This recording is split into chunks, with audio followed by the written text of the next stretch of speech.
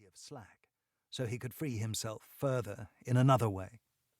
He reached out with one long arm, still far from attaining its full growth, and prodded the cyst wall again. It was tough stuff, but not resistant to the sharpness of the claw he extruded from the end of his finger. With a jerk, he stabbed through it, feeling guilty about damaging the cyst. He then drew the claw down, slicing through the membrane.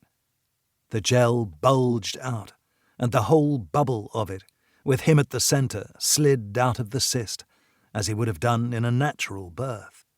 He hit the floor in a squat, the gel splashing around him, then blobbing up with the pseudo-life of a Newtonian fluid. He squeezed out tears, blinked and cleared the stuff from his eyes, then looked up at the flaccid cyst above, with the connections to his skull running up into it. He next snorted gel from his nostrils, and in a series of convulsions expelled it from his lungs. He took his first breath. The air had a strange taint and seemed overly warm, but how could he be sure of what it should be, with these being his first breaths? Looking along the row of cysts, his among them, he saw that all the others hung like figs dried out on their tree, yet with angular structures caught inside.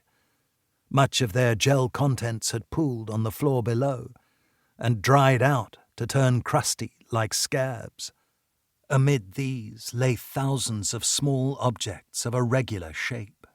Focusing his superb vision on the nearest, he recognized red insect chrysalises. Now he realized that something was very wrong. He sniffed, raised analysis through his implanted database, and attached the chemical signatures to a word: putrefaction. Then he heard a droning sound.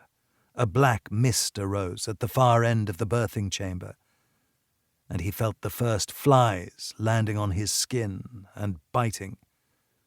The Fenris brushed them away. He understood their biotech purpose was to update the biology of his kind, to inoculate him against new threats, but the dry factuality of his upload told him he couldn't trust them to be functioning correctly.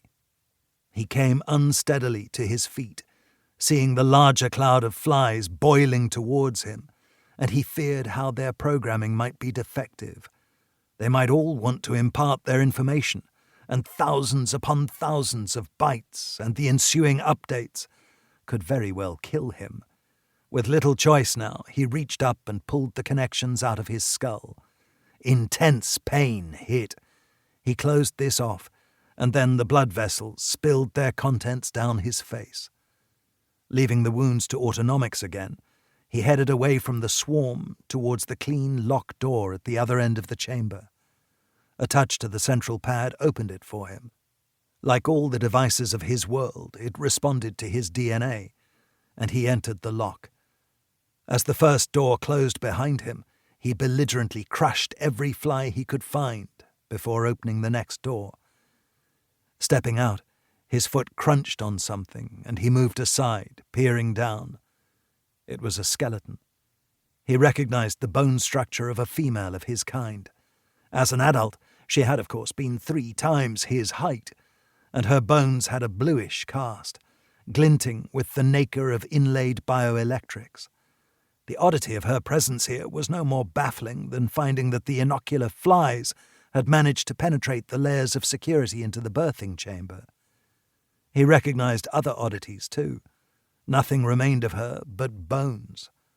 Besides the death of a Fenris being an improbability, the decay of a Fenris body would take an age due to all the protective biotech.